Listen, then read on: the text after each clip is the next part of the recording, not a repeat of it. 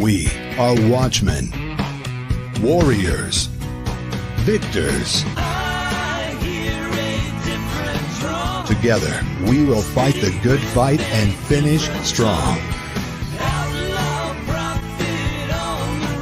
This is David Hebner Live.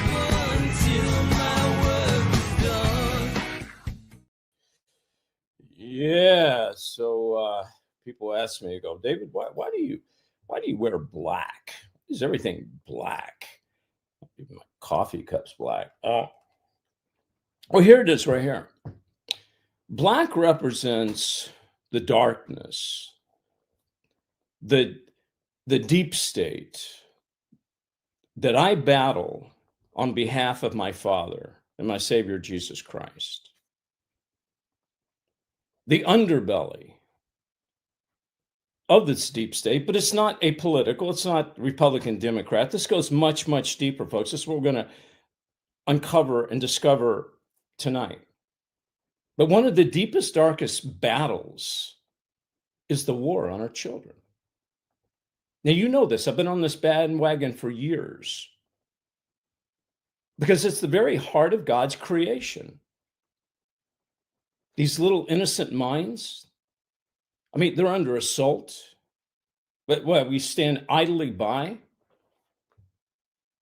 and everything gets normalized, from pedophilia to pornography to you name it. We're going to unpack this. And I'm so excited tonight to have my guest and my good friend, Joe Horn, on. And he's pulling back the curtain on this darkness, because we need to do this as God's children. I don't want to see any preacher in the pulpit preaching anymore unless there's a segment about saving our children. And that's what Joe is doing with his new book, War on Children, Innocence Shattered, dismantling what's really going on. I want to bring on Joe Horn, my guest. Joe, how are you, brother? David, what an opener. And of course, in your introduction, I see you with some of the greatest warriors I've ever known. Russ Dizdar, come on. I know, man. Right? You've met a lot of people. My father was a dear friend of yours. We've loved you for years, David. So thank you for having me on today and being brave enough to host this conversation. Thank you for coming on. I'm going to talk about your father in just a moment, but I want to dive right into this. Okay. So Joe, here's my first thing is, I want to start at the very top, and what seems no one is asking about, though it happens every day. There's over 8 million children reported missing globally. 8 million, Joe, and only about 60 to 70% are recovered. But not all that are recovered are actually in tip-top shape, meaning that there's so much pain and wounds inflicted and even death that I want to ask you, and I want to start by asking you, where are our children that go missing? It's like socks in a dryer. You ever put your socks in a dryer and where are we at with this? It's a disaster, and it's much larger than most people understand it to be. And of course, if you want to unpack details, we can get into how the church is completely failing to respond to this. And I don't know where you want to start, because when you start with where do these children go, there's a multi-tentacled explanation to that. And depending on what state you're in, there are different answers that tend to disagree with other states. Some states have better policies, better law enforcement. Some states, I believe, are malevolently aiding and abetting children that come up missing. So it's massive. Yeah. Well, why don't we start with the why? Why do you think it's happening? What's the number one reason? It's what you said in your opener. I mean, at the end of the day, and I say this when I travel all across the country and I present on this all across the country, what you said a minute ago, at the end of the day, I believe is the prevailing truth. And then we can unpack many of the ways that this comes by way of. But it is that Lucifer has waged an all-out war on an entire generation of children, because I believe he takes the greatest delight. It's the biggest offense to God, the Creator, when you snuff out a life before it even begins. Yeah. Whether it be in the womb or whether it be a child, the wails of terror, the screams that are exhaled by the innocent, it is the biggest proverbial Luciferian middle finger to God, the Creator, and Lucifer knows that his time is short. Absolutely. Joe, each and every one of us, I think you'll agree, we were born with an assignment. Even before we were born in the womb, God gave us an assignment. In other words, we have a purpose for being here. Satan knows that. Do you believe that's a big factor? And he knows the children who are the future, if the Lord didn't come back, they have an assignment, and their assignment is to expose him, so take him out. So give me a child, Satan says, give me a child. They're vulnerable, they're easy. Do you agree with any of that? Oh, I absolutely do. A life snuffed out before it begins. I feel like it's the grandest prize for Lucifer. It's like his version of holding a trophy up at God, is to say, you gave this young person life, but look what I did to stand in the way of your plans for him. And then, of course, you can get into arguments like predestination. You can get into the will of God and freedom of choice. It is a massive, multi-tentacled.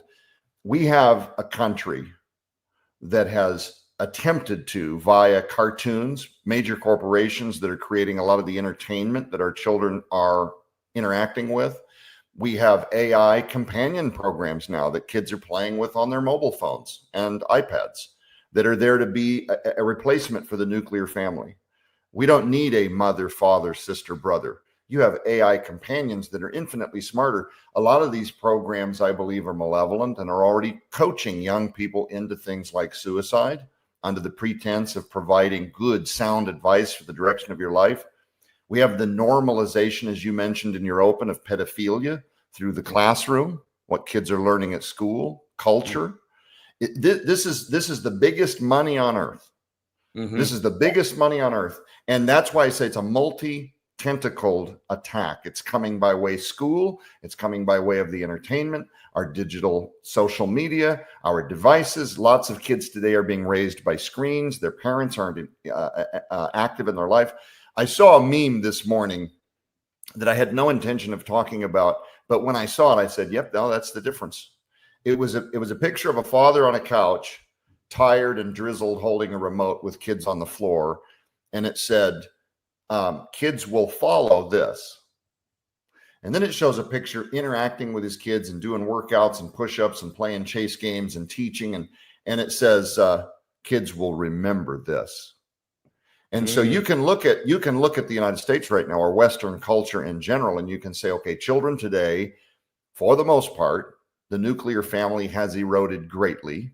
And you can look at an entire generation of young people that are being raised by all of this apparatus, and there's no question why they have no sense of value towards life, or a developed sense of care for humanity, or a moral construct. Go ahead.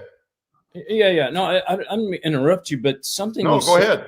Got to latch on to, the AI, which, by the way, Joe, has been around for years. We've been using AI in the film industry for probably, 10, 15 years.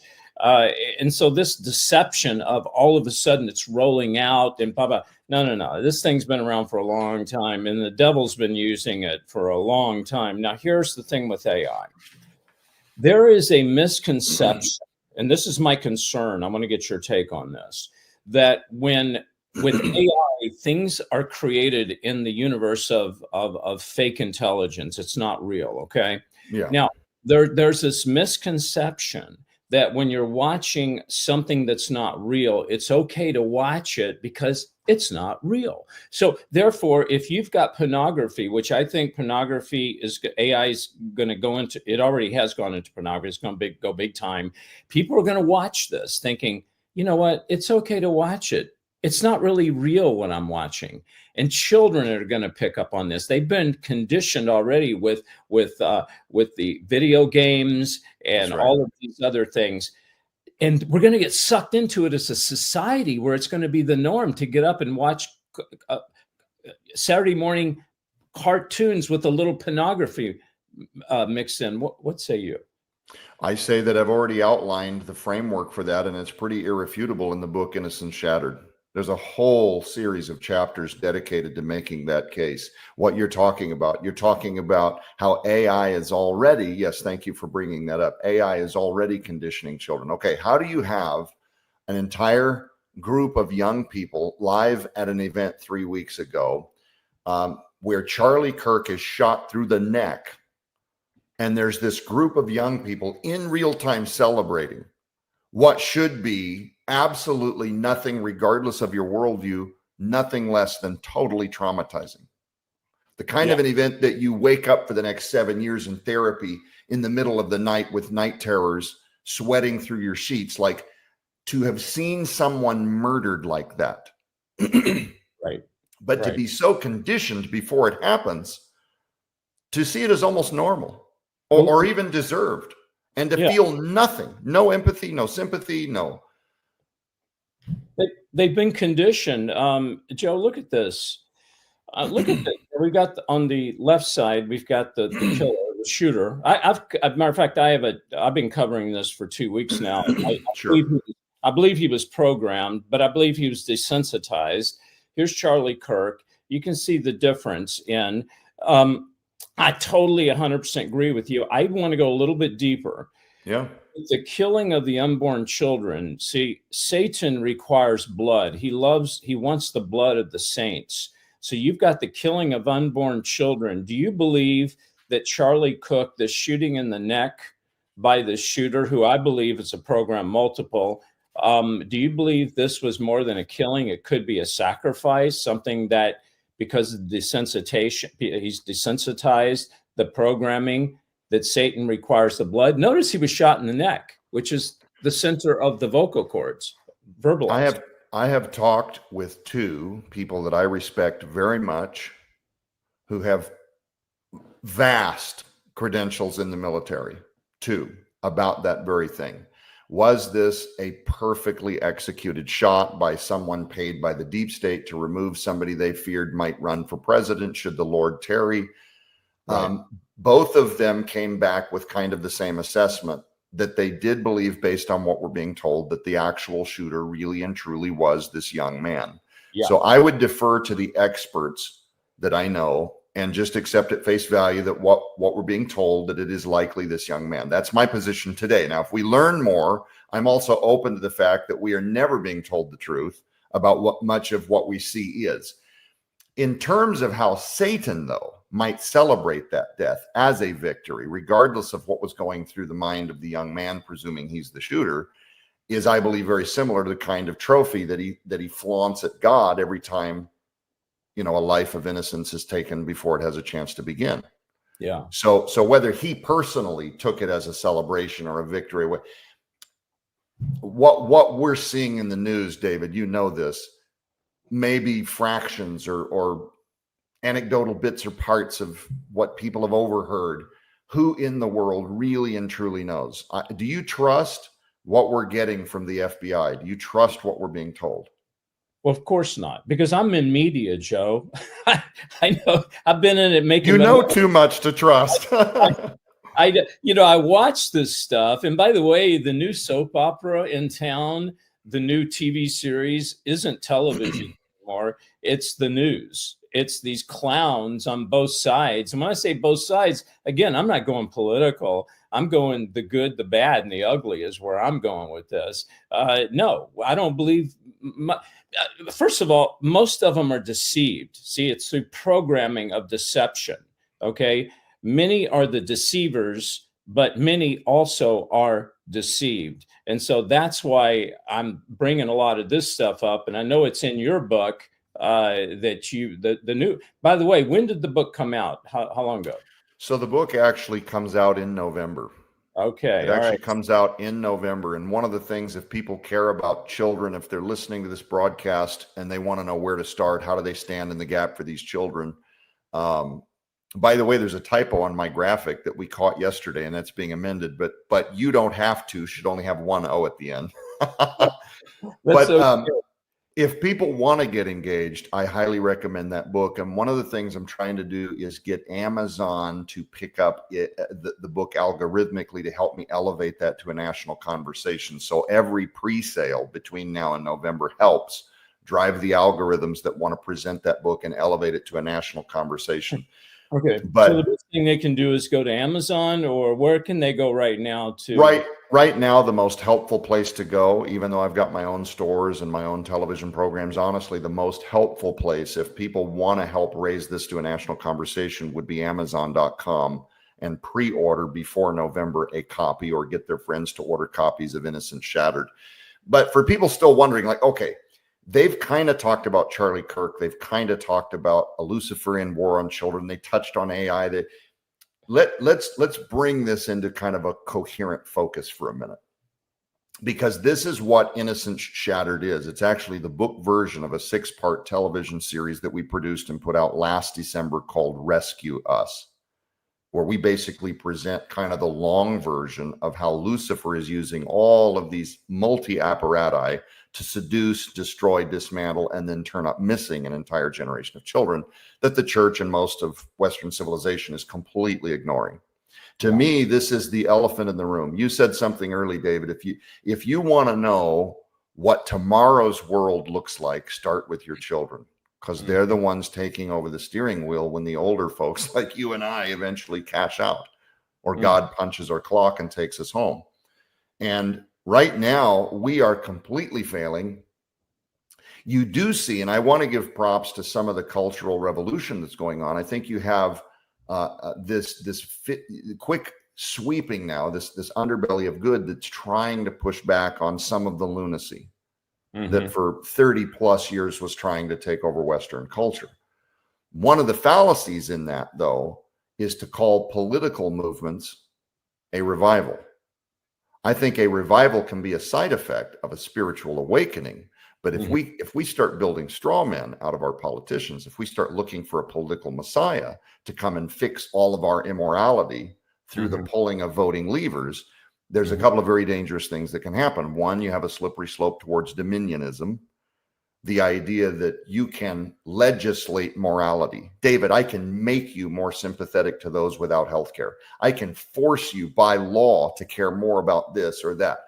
It's a very dangerous slippery slope, because as you and I both, I think, agree, whenever you give that kind of power to a government, sure, you might have a benevolent leader this go around, but you know how fast the landscape with leadership can change. And now you've handed the same executive power to the next guy, and maybe he's got a malevolent agenda. So I don't think, when you see very encouraging signs in culture, like some of the ones that we're seeing post the Charlie Kirk assassination, I do believe some of that is revival. I absolutely believe that some of that is revival.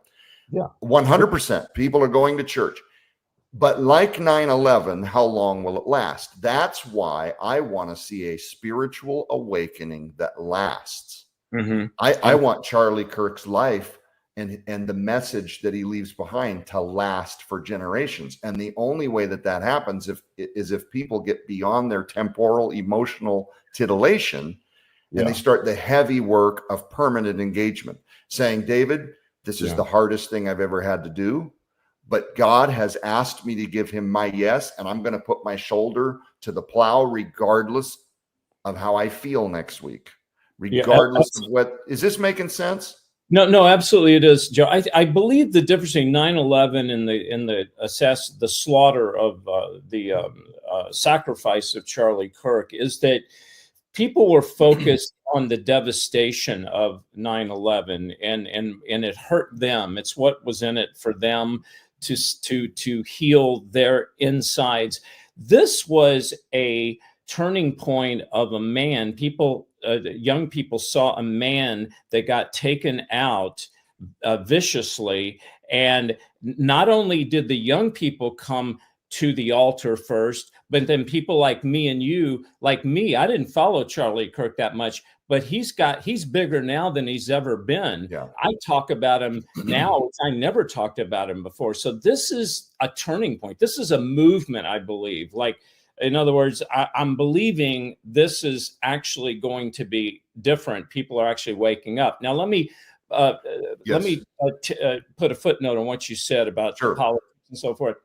Everything that we see, this is my belief, because I've come from the industry, is because we've been programmed by media. You can look at Trump, you can look at Biden, you can look at all of these figures. You remember these kids grew up as children watching certain things. Now, I'll give you an example. If you look at President Trump, if I may, and I've never talked about this except with you, he lives in a world, he wants the golden age back. You know, he was raised with Leave It to Beaver. He was raised with clean sitcom type, and he wants to recreate that world. I hope he can. I really do. Now you've got people on the dark side that who knows what they were watching, but what they were watching reflects where they are right now. A lot of people, some of our politicians that come from other countries, they're not even from here, and they brought that darkness with them over to this country. So what I'm saying is, when we look at politics, these are just victims of brainwashing of media. And it goes right back to what you and I talked about, AI, about how they're sucking the kids in. So I wanted to bring that up since you mentioned it. Yeah. Oh, AI. Okay. So for those that are watching the show, so it sounded like you were going to ask a question or say something in addition to what you had said. AI is, and I know that this is going to rattle some cages, especially being son of Tom Horn and the head of Skywatch TV. This is going to probably frustrate some people that want for me to take a hardline stance against all of everything AI, because all of it gives rise to the beast system. And this is what I would say. Right now, the AI that I am seeing is much like the internet or a lot of other things, social security numbers, a lot of things that people have thought were the end of the age and the mark of the beast and the beast system, and we're all going to die. I think much like the internet can be used to take online courses, to become a natural doctor of medicine, or to become a Bible theologically trained, seminarially trained, divinically trained, advocate for the Bible, or a major in apologetics. It is also the same playground where, if used improperly, can be a place where 57% and 64% of youth pastors, 57% of our senior pastors, according to Barna research now, recent Barna research just 4 years ago, that a huge number of our pastors and our leaders in Western civilization admit now to pornography addiction. And you can imagine the portals. You can imagine how this is fueling an appetite that is completely unsatiable, and where the evil parts of giving your flesh over to Lucifer go when there is no godly restraint. And we can talk about that. So it's the same. It's the internet, can be used for good, can be used for evil. And I feel like right now, AI in some ways is not accomplishing a lot of the evil that some believe it is. And in some ways, it is going much worse than what people are aware of. And let me give you a couple examples. There might be people on staff at a church that use AI to create a little banquet graphic for the pie auction over the weekend. Is that malevolent? In my view, Father God, I may be wrong. In my view, I think that's completely innocent. It's benign. It's because the human being is using it at its behest. This is not an autonomous force that is manipulating the pie auction. Yeah. Here's where AI can be progressive and very dangerous in, like I mentioned earlier, companion apps, consoling people turning to it for companionship, married men downloading AI girlfriend apps because they're bored out of their minds with their spouse. And instead of getting counseling and putting it before the Lord, they've just given up. They're existing under the same roof, but they've developed an AI girlfriend that basically they're working out all their fantasies with. And the reason why is research and the testimonials of murderers, rapists, sadists, people that have an appetite for torture, the ones that take pleasure in the screams and the sufferings of others. Many of these people serving life sentences in prison and will never see the light of day again would tell you that at some point they developed these things as a result of pornography. And I feel like God wanted me to share as often as possible that I need to specifically tell the ministers that are out there that are hiding this secret that has ravaged Western civilization, especially the 57% of senior pastors and the 64% of youth pastors that admit to, at least at some point in their lives, if not currently, being addicted to pornography, that they have utterly failed in their calling to serve Christ. They're looking at some of the benefits that their churches and their organizations are putting forth through the efforts of others, and they're rationalizing how God is still using them. That's one of the biggest Luciferian traps to the whole thing. But the dangerous slippery slope is it will take ministers and turn them into monsters. Now, we can get into what AI is already doing, but I always tread carefully here because I don't like giving people ideas. So I don't know how deep you want me to go down the rabbit hole. Do you want me to spill what I know is already going on with AI and pornography? Yeah, when we come back, I want you to spill. Okay. So what is I'm not sure we'll be able to stay on the air after this, and it's okay if they take me down again. I'm not worried about it. And but when we come back, I want to ask Joe about first of all, AI. He's going to tell us something that's on his heart. Second of all, human trafficking. And third, what can you and I do about this? In other words, we're hearing this, but what action can we take? We'll be right back. Christian TV series, The Last Evangelist, Season 1, Episode 1. I'm a special guest star in this, along with a famous actor by the name of Johnny Whitaker. He plays an archbishop. I could be nominated for an Oscar for this. You could get The Last Evangelist right now. This is different. For a Christian film, it's intense. Well, here's what David Heavener says. Prophecy has now become reality. The Last Evangelist is a cutting-edge, end-time series on how Revelation prophecies are already being fulfilled today. From a demonic government controlled to the mark of the beast, it's a fast-paced criminal investigative show. CSI meets the book of Revelations. Lisa Haven's in this. There's some other really good actor and actresses in here. David Heavener is a star. David's been in 50 films, 32 of which he's produced. So he's a good director and a great filmmaker. It's top-notch quality. Get your copy tonight. Paul. I told Paul I'd play in that. Paul, you're a hoot. I did put Paul in it. I like to put in these episodes, I like to put various pastors that actually are on board with the end times. Not many people are, but my good friend Joe Horn is. Joe, brother. All right. So you were mentioning before we took a break on AI, you have something you want to share with us. I feel in my spirit it's important for you to share it. Go ahead. I tread carefully because I don't like giving people ideas. Yeah. I don't want to be the guy that gives somebody out there the cue as to what might be possible should they go online and start digging around for access to some of this. But just as a warning, as a watchman, David, you're a watchman. You're allowing me to say some things on your program. Right. Here's what we already know that the AI potential already has. And this is not clever. And then you can look into this and find out there are those already being suspended from various accounts in the United States and overseas, along with law enforcement documentation that some of this has already had to be curtailed. So you can see the black markets. This is hard to find in terms of information because, again, along like with sex trafficking and missing kids from foster care, a lot of these people don't want to tell on themselves. It's very hard to find information. So let me just tell you something that's an irrefutable fact, and then I will let people do their own research. How about that?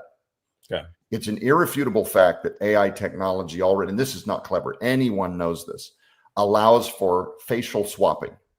I mean, if you're on social media at all, you've already seen the funny videos where Arnold Schwarzenegger's face is posted on Annie, or he's singing to the sound of music. You've seen this.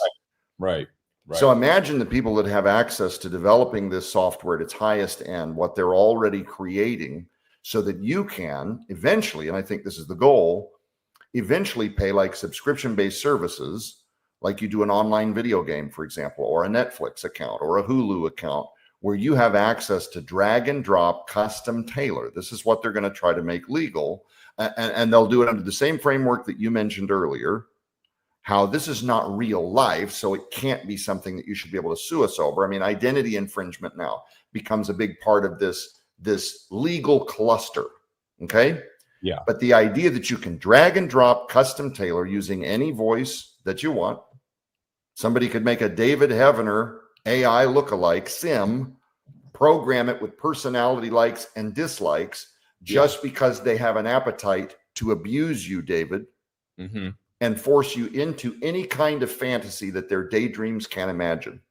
Mm-hmm. Imagine that bumper guardless, railless, seat beltless, ruleless, where the imagination leads and anything that you can imagine becomes reality. See, now I'm not going to stick up for the porn industry, but I will say that what you've been limited to in previous generations is whatever humans could do with special effects or with video. And as you go down this progressive path of titillating your flesh, you're still limited and kind of bound to what somebody else has produced in their daydreams. Mm-hmm. Now the bumper rails come off. We're Yep. moving very quickly to a reality where people, David, that want to act out very specific forms of control, abuse dynamics on children, can drag and drop, tailor, custom make whatever they want. Now you have hyper customized sadism. Like, I don't want to give people ideas. Right now, we still have laws. I mean, when you start to consider what is already possible from a software standpoint, Right. and then you know that where our capabilities are, there's always people in black markets that are making it available. Think of it. I mean, the fact that child porn is illegal, has that really stopped the guy that is bent on acquisitioning child porn or acquiring it? Does this make sense? Oh yeah. So yeah. it's No. that's where when I say my father, were he alive today, would be warning about AI, that would be the part that he would be screaming from the mountaintops. These are the dangers that are coming down the pike now. The software exists today, and it is going to start bubbling outside of just black markets. I promise you they're going to try to normalize this. Oh yeah, they will. Well, they started normalizing it with South Park, with Beavis and Butthead 30, 40 years ago, with Family Guy. If you watch these cartoons, there's so much sexual promiscuity in these cartoons. It's been slowly, okay. Now, I think I hear what you're saying. I agree, is that if you can bring people into the world of AI, which is not real stuff, but to them it's real, then eventually they need to act out on it with a real person. And That's exactly right. Yeah, it also desensitizes us to think that, well, I've already been through it in this AI program, so to do it for real now is not a big deal, because you've stepped over the threshold of God turning his back on, letting them go. You know what I'm saying? Yeah. They've gone too far. Now, Joe, I want to ask you about talking about your dad, Tom Horn. You know, he was very pivotal in Last Evangelist. I told you that. I gave him honorary executive producer credit in episode 1, 2, and 3, which is coming out in about a month. And the reason is because he was the guy that kept pushing me. Now, you know, a lot of people might call me a trailblazer, but your dad was blazing trails bigger than I was before I came along in this space. And he looked at me and he said, David, you have a book in you that needs to come out. I told him, I said, okay. So I said, and I wrote a book, which you guys published. I thank you. 2 books, actually. And it has blessed so many people. SRA victims will read it. They'll cry. They'll write me notes, letters. I've got so many. Okay. But here's my point. My point is, he pushed me to keep going, not to stay in my comfort zone. We as Christians cannot stay in a comfort zone, right? We've got to get out of our comfort zone and actually do something. I want to show you a scripture, which actually you brought up, but I want to bring this up. This is 1 Peter 4:10. 1 Peter 4:10. As each has received a gift, use it to serve one another. 1 Peter 4:10. Now you see I've got a little Christmas package underneath there.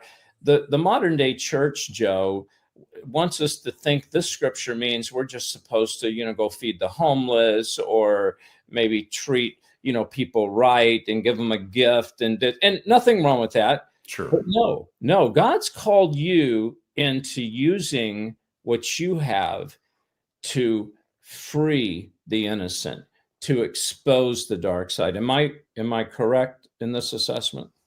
You are, David. My father and my mother led by example as child advocates, A decade ago, they started breaking ground on a place called Whispering Ponies Ranch that now today serves children that have come out of trafficking. They've come out of forced prostitution. Many of these children are wards of the state. And because of ministries like Skywatch TV, people that underwrite via Skywatch TV, the Whispering Ponies Ranch, we're allowed to now, hold these incredibly rehabilitation-focused, Christ-centered program camps for kids that fit very much the narrative that we're discussing today. Now, it took me a few years, David. It took me a few years to give God my yes. My parents were leading by example. I decided I didn't have the stomach to deal with some of this. Right. It was a tough subject. As a father of two at the time, I prayed. I said, God, thank you for sending Tom Dunn. Thank you for sending Opal Singleton. Thank you for sending Russ Dizdar. Thank you for sending people like David Heavener to talk about and to do the good work. I can't stomach it. I used my health. I can't, it's not healthy. It's not my calling, I said even. And God one day interrupted my whining because he was working on me. He interrupted my whining. Lord, thank you for sending, but it's not my thing. And he said, Joe, for all of your disparaging, for all of your whining, for all of your sidestepping, this is a paraphrase of one of those downloads that you just get. It was as if he said, for all of that, you're not doing anything for the victims of this massive, catastrophic runaway series of victims. You're not doing anything. I said, okay, God, I'm giving you my yes. I will give you my yes. And I went into this thinking, that, and David, I'm being honest with you, I went into in roughly 2014, 2015, 2016, God's working on me. And around 2018, 2019, now I'm starting to get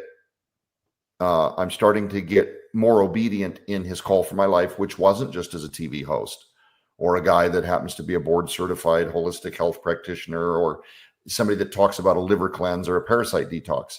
Right. He wants me to be very active. He wants me to do more than just pay lip service. You're going to be a child advocate. You're not going to just talk about it on radio. You're going to do things. And so now I've given him my yes. My parents have pioneered. Whispering Ponies Ranch exists. And I had no idea when I gave God my yes that I would need those developmental years to step in when my father passed away. Mm-hmm. So I've been very grateful that I said yes to God when I did, because infrastructurally now that ministry with just my mom to carry it would be very difficult for her to do. So I've been very thankful that I kind of learned the ropes and got in there as an activist, an advocate. But the children that we serve, David, they are a side effect of a multi-tentacled Luciferian war that we've been talking about for the last 40 minutes. Mm-hmm. If you were to ask me, what is one of the biggest underlying root cause for why these children end up missing from the foster care system? Why are they in the foster care system in the first place? What is it that is quickly eroding the nuclear family? I would tell you there again are many, many reasons. But if you had to say, Joe, what's your de facto go-to? I think you know where I'm going with this. It would be the porn industry. Yeah. Because of how it fuels the appetite for evil power dynamics. You said it a minute ago. Anytime, this is me paraphrasing, but anytime you seek to satisfy the flesh, there is no moment where you reach the end of the game and you're top level and you win the boss and now you're happy. Mm-hmm. There is no satiating an appetite for anything when the flesh is that pursuit. We read about this in 1 Corinthians 6:18. We read about this in Matthew 5:28, Corinthians 10:5. There is no pursuing that with any success. When you say, yes, God, I'm divorcing myself from your calling. I'm divorcing myself from your conviction. God says, leave Ephraim alone. He has joined his idols. There is a moment where God will call his Holy Spirit back. Mm-hmm. Absolutely. And now you have made your bed. You have joined your Luciferian idols. And I think in particular, when you deal with the church, right now, as we're doing this broadcast, every 10 seconds that we've been doing this show, somewhere in the United States, someone has made a phone call to report child abuse every 10 seconds. Yeah. If we wait just 7 more, it will happen again. Yeah. Right now, David, 420,000 children are already in the foster care system. 420,000 this year right now are in the foster care system, 90% of them are statistically guaranteed to be abused in at least 2 to 5 different ways. 50% of these kids will never see loved ones again. This is something we see at Whispering Ponies Ranch every year. Children that have never seen their siblings ever again from the time they were placed in the system. And David, you know this, but there are malevolent actors that have figured this out. The foster care system does not have enough help. They don't have enough funding. There aren't enough law enforcement agencies or benevolent wings of the government to hold them accountable. And they are taking advantage of these blind spots. Do you understand what I'm saying? Yeah, thank you. And here's where I want to jump in on that. We can put a man on the moon. We can build spaceships to go to Mars. We can do look at the technology. We can't deal with our children with the foster care system. Joe, this is by design. I'm sorry, but it's by design. Just like illegal aliens coming over the border. Matter of fact, I don't want to go down a rabbit hole. I'll open this real quick. They did this because they needed more kids. They needed access to more. This wasn't about the adults coming over. They hid that within the missing children. You know, many of these children never have been found yet. And the beast wants to be fed with these children. I want to say something real quick to you. Sure. I'm not sure if you know, but my cousin over 30 years ago, Shanda Sher, was viciously murdered by a group of teenage girls. Yes. And I revealed it first on one of the shows your father produced, which was Silent Cry. Silent Cry. Silent Cry, the darker side of trafficking. And the first thing your dad said to me when we first met, he goes, "You're the reason I got shaken. You're the reason they shook me and they took me down." He said, because of that, it affected. In other words, it drove him out of his comfort zone to really look and see what was going on. And the reason I bring this up is that I was not going to do anything on Shanda for many years. My cousin, she was my cousin, but her mother came to me and said, "David, would you do a show on this?" I refused. No. Well, let me tell you something. I decided to do it after I revealed it on your dad's video that was released. I went back and I started researching. It's in my book. And I researched the perpetrators, the killers. Do you know that most of those children were sexually abused as children? And it's a direct result, Joe, I believe, pornography of the fathers being involved in porno. They take it into the home. They take it into their children. I did not know that from personal research, but you and I have talked about that before. Yeah, I watched it in the Silent Cry documentary, and my father was right. You were probably one of the main reasons why that movie got shadow banned and deplatformed. And they're, by the way, they're doing the same thing to Rescue Us, the 6-part television series that we put out last December. I've had people get away with vaccine talk sooner than they've been able to talk about this dilemma. Yeah, and like you can't talk about these missing kids, David. No, and you're supposed to know better. Oh, I know. That's why I'm demonetized. People go, they take you down. No, they're not taking me down because they just want to, it's one thing to take you down. It's the other thing just to beat you up to the point where, but let me tell you something, Joe, what's going to be the next, people ask me, what's the next ban? What are they coming after? It's going to be AI. If you're not using AI the way they want you to use it, you're going to be gone, baby. You're going to be gone. Now, if you use it for Satan, if you use it for demonic purposes, oh, you'll see it all over the internet. I want to show you an example. I sent you the trailer of Last Evangelist, episode 3. Do you know half of that was AI? It was not real. I was not real. But that would, very quickly, just to jump in, that would illustrate. Sorry, I heard something. Yeah. Maybe you're getting ready to play something. But that would be an example, and I completely interrupted you, but I was affirming you. That would be an example of when I think AI can be used for good, much like the internet. When you're using it to produce kingdom work. And I know that that's a powder keg, and I know there are going to be people take issue with the fact that I've said that, but that's until God changes my feelings about it or my thinking about it right now, that's how I feel about it. Go ahead. You are so right, because due to budget constraints, it's just me and a few other people, we have a small crew. I can tell stories with AI that will blow people out of the water, cutting edge, Joe. What you and I are talking about, I can literally take our interview, turn it into an episode, have it out in 3 days. And now you tell me that can be used for God. You know what I'm saying? And that's what we're doing. For instance, folks, this is just a still, but this was a live action. If you look, let's see, let me see if I got one here. Oh, no, that's not it. Well, let me just show you the ramifications of AI. If you look and you see here, this is an AI generated of my face. Now, this is a video that a picture was taken of. So imagine this face right here as a video recreation of AI, and we took a picture of this video. Look at that, Joe. I mean, to me, that looks pretty close, don't you think? It does, yeah. Yeah, but that's AI. That is not me. That is not real. You stand in front of a green screen, you turn your head 1,000 different ways, you say the alphabet, you say a lot of words, and I'm looking at scenes that I wasn't even in. I'm looking at the editor going, man, I'm pretty good in that. He goes, that ain't you, dude.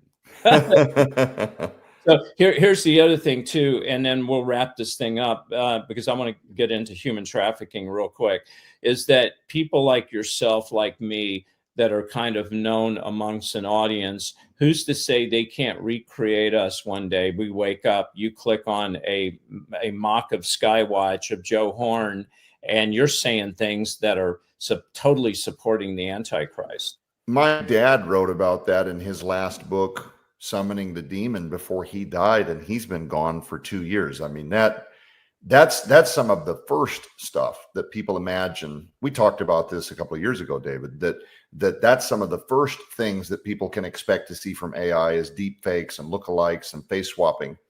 But when you add to it the companion aspect that you can now have completely fluid, coherent conversations with AI, then you feel like, I mean, people can go look this up. There are people already using AI to reconnect with the death of loved ones. They want to continue conversations with a deceased child because they are having a terrible time letting go. And, of course, we're now not permitting humans to go through the natural processes of grieving when you try to construct missing loved ones. But this will be, in my view, become a very someday in a generation from now, David, somebody somewhere is going to be showing this soundbite of you and I, and they're going to be saying, David and Joe talked about this 10 years ago.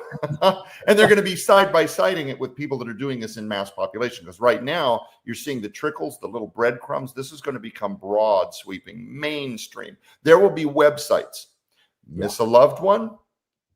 Miss your father? Click here to visit right now. With just a couple of photograph uploads and a sample of his audio, you can now. Again, we're probably opening a giant lid of stuff now that we can't put back on in the time that we have left. And I know that you had said that you wanted to get to human trafficking. Yeah. But AI is moving very quickly, and it's a lot further advanced than most people even realize. And like you using it for the preaching of the gospel, there are those on the other side that are using it for equally malevolent things, whether it's in broad daylight yet or not. And just looking at the stuff that we already know about, companion AIs and what that's already doing to married people, men and women. Yeah. Lucifer is trying to replace the human connection, the family construct, because if he can isolate us, we have no accountability. It's up to our imagination to titillate our flesh. There's no accountability. There's no checks and balances. I'm not accountable to a spouse. My son can go deal with his technology. He'll get input from the AI. Like, people are already farming the raising of their children out to cartoons because they don't want to deal with it. They are. I've seen it, Joe. I've seen it myself where they've worked pornography into AI. I've had a glimpse of it because of my friends. Of course, I'm in the industry. And it shocked me enough for 3 seconds. I said, I want nothing to do with this. I don't even want to go there on this. So we're talking to Joe Horn on his new book, Innocence Shatters, War on Children. And folks, we have a war on children, but you know what? It's up to God's people. It's up to you and I. Don't look anywhere else. Look in the mirror. If not for you, if not for me, where are these kids going to go? So I want to, as we round the curve here, Joe, I want to talk about human trafficking. Episode 3 deals with missing kids, and actually a underground government agency, not left, right. No, this is deep state. People don't see this government, but where they actually abducted children back in the 50s, 60s, and 70s, where they came over from Germany, and they brought doctors, the war criminal doctors from Germany, into the hospitals in the United States through the Red Cross passport, through the Vatican, took them to Central America and brought them to America. That's in the book also. Here's my point. My point is, do you believe that there's a cover-up in these missing kids? Meaning it goes deeper than just Joe wanting to buy, a John wanting to buy a child, or, whatever. This goes deep. This goes into experimentation. This goes into DNA, into blood. What say you on that? I would say, David, that I have my own personal private thoughts that I would happily share with you on a telephone call. Yeah. Some of which I don't want a permanent record of, because I am not able to provide the kind of evidence that would be persuasive to the mass population of people that are out there driving forklifts and running sandwich shops, and would be introduced to Joe Horn's interpersonal thoughts on the answer to that question. And I'll give you an example: adrenochrome. I don't want to publicly state my feelings about that, because again, would I be able to produce a body of evidence persuasive enough? These are possibilities that I think a lot of people subscribe to, based on anecdotal testimony, based on things you might be aware of. But what I try to do is stick with facts that anyone can simply go and look up. And that is what I will assert in public, because if I stay factual, then I maintain credibility. Does that make sense? I want to be taken as seriously as a heart attack, and I don't want to give people ammunition to dismantle my ministry or loop a soundbite of me asserting something I wasn't able to back up. Does that make sense? So to answer your question without being dodgy, I do believe 1,000,000% that there are malevolent actors that are doing things with children that come up missing that most of the public wouldn't even accept if I were to describe it on a program like this.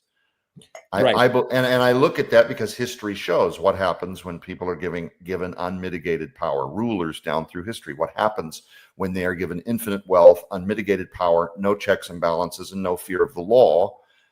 The hearts of many of those people become very evil.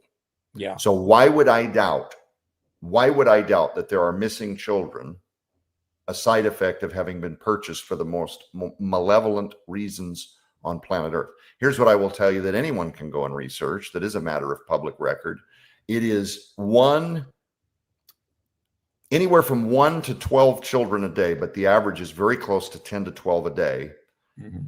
When you look up the biggest aggregators of factual evidence, the people that follow human trafficking, and in particular those that follow the foster care system, it's anywhere from 1 to 12 children per day is the most accurate information that we have just from foster care of the children that come up missing every day. When people say, how can that be happening in the United States?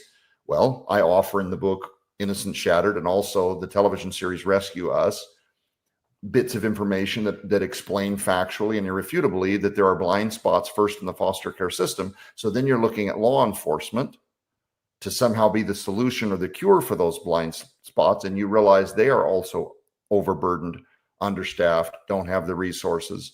Missing persons cases for children who die in foster care are scarce to non-existent. Mm-hmm. Many of these kids will be classified as a runaway, or they'll be blamed for a history of having run away. Nobody is looking for these kids. Groomers and traffickers are looking specifically at foster kids because they have a number of attributes that they're looking for. We're talking about kids that have experienced trauma, kids that have long colored histories with depression or suicidal thoughts. Right. These are the ones they use social media primarily to seduce over time. Many of these people will present themselves as sugar daddies. So if you're watching this program and you have children that show up with pedicures and manicures or brand new clothing that you didn't buy, and you ask them where they got it, and they describe, oh, it's none of your beeswax. It's a boyfriend that I've been seeing. Mm-hmm. How many kids in junior high have that kind of money or time during a school day to make that happen? Yeah. So one of the best things you can do is be very, very out front, very obvious, be very visible in the life of your child. Yeah. Keep them on social media where there are posts and pictures. Make sure it's you standing there. Telegraph to the world, these kids have defenders. These kids have engaged parents. Does that make sense? It does. It does. You see, a lot of this stuff happens in schools. It happens in your next door neighbor. It happens in the neighborhood. A lot of this trafficking. It's not some, foreign organization or whatever. So here's the loop on here. You've got a kid who comes from a dysfunctional family. We all come from a certain amount of dysfunction, but let's say the family's dysfunctional. Maybe the girl was sexually abused, physically abused. And I'm using a girl for an example. She grows up, she gets into school, she finds people, someone that gives her a little, some encouragement. Oh, you're pretty, you're beautiful. They suck her into this cycle of human trafficking. She gets sucked into it. Well, okay. It's a vicious cycle, because what does she do? If she's not cured, if things aren't solved, she's going to get married. She's going to have kids. And then another cycle. This has been going on for 30, 40 years. And we don't deal with that, Joe. We don't deal with our people being healed of this once they've been in it. I'm talking spiritually, not just, some type of therapy or whatever. Now, if you work AI into it, AI into the home, that's going to amplify it. It's going to be in the home. Kids will watch it. Parents will watch it. Now, young girls, again, using a girl analogy, she'll go out in there. She'll get caught up in the trafficking, the sexual misconduct. She'll have kids. It goes on and on. I want to give you the last word on this. 90% of the children that are in foster care right now, of the ones who have yet to either age out or become a missing persons case, 90% of them, David, are statistically guaranteed to experience at least 2 to 5 types of abuse, none of which I want to talk about in this program. Okay? Yeah. It's horrific. 70% of the girls, as you just correctly asserted, that finally age out and manage to survive that system are deeply traumatized, and they're almost statistically guaranteed to have children out of wedlock without support who are guaranteed to go where? Right back into the system. Wow. It is a vicious, you just called it a vicious loop. That is the vicious loop. 80% of the young men will become incarcerated, often also bearing children out through various surrogates and wives who then end up, this cycle goes forward and forward and forward. Many of these kids have been given no chance at life. They have no life skills. They have no capacity to hold down a day job, or they're stigmatized in communities where people don't want to give them a shot because they come from bad blood. I remember little Billy, he comes from bad stock. We're too busy having church to stop and slow down to help these kids. Right. So I don't mean to be obnoxious and facetious. No. It's just, you want to give me the last word, brother.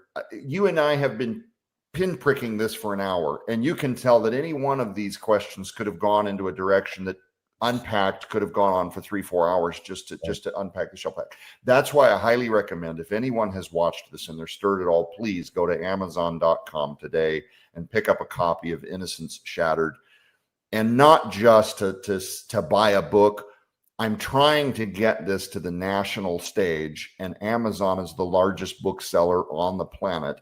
And algorithmically, it can help it rise to the national stage and be noticed by other platforms, etc., by pre-ordering. Pre-orders are a really big deal. I myself have invested a lot into this book, so this is not about me making money. I'm going to have to recover a ton to even break even. This is a ministry effort. Go ahead, David. Yeah. So you're following in the footsteps of your father and your mother, and I'm so glad. And a lot of times we don't want to. I was drug into this space. Do you think I wanted to leave a multi-million-dollar income for Hollywood to do what I'm doing now? No. But Joe, listen, we never should ever stay in our comfort zone. We need to go another level up. And that's what I pray with this broadcast as we come to an end, that somebody somewhere has heard something that they're going to leave on a higher level in which they came in. Amen. Amen. And I just want to add one fast thing, as I would be remiss if I didn't, David, the reward of standing in the gap for a child, because I've been talking for an hour about the difficulty behind it. The reward is grander than anything I've ever experienced in this life. To look into the eyes of a child that has been abused in ways that most rational people can't even explain, and to see when Jesus gets a hold of their heart and what he does to rebuild that human when other programs have completely failed. Yes, it's difficult, but the reward is beyond description. Oh, man, a great last word. I just want to tag on to it. God showed me a long time ago that I was assigned a child. I believe each and every person out there is assigned a child, the life of a child. If we actually take that up on ourselves and say, hey, it's my job to save this one child, this one lost sheep, we've done it. Joe, God bless you. I appreciate you being with me, brother, and sharing what you're doing. And I'm praying over this ministry because you are in warfare when you deal with it. Thank you so much. Don't go anywhere. Stay with us, but we are going to go underground. Thank you so much, Joe. I appreciate it. Okay, guys, listen, go with me underground. If I can talk Joe into going with me, he'll go with me underground. But otherwise, I just want you to understand that we are talking about this. Why? Because Jesus took a child, put that child on his knee, on his lap, and he said, suffer not the little children. Matter of fact, he had an analogy. It'd be better if you tied a stone around someone's neck and throw them in, anyone who hurts a child. And this is what we are dealing with. Now, if you want to help me, battle this, I'm going to ask you, if you would, to please go to davidheavener.tv and sign up. We've got the Last Evangelist TV series on there. The different episodes. I have a tribute to Charlie Kirk. I've got my investigative channel, programming demonic powers, program multiples, alien, demon, UFOs, the connection. I've got people like L.A. Marzulli, the late, great Russ Dizdar, and many, many others. And then I even have a Save Our Children channel, which you're going to see this interview on with Joe Horn, and as we talk about saving our children. So I just want you guys to understand this is why we do this, okay? And please, if you would, I would appreciate it. If you would like to be part of this ministry, you can go to davidheavener.tv/give. Text the word chosen to 91999 or call 844-806-0006. And don't forget about our film festival coming up November the 15th, 14th, and 15th. What you do with your gift is your gift, your talent's your gift from God. What you do with it is your gift back to God. All right. All right. I love you guys. Just remember, you never really lived till you found someone worth dying for. And that's Christ Jesus.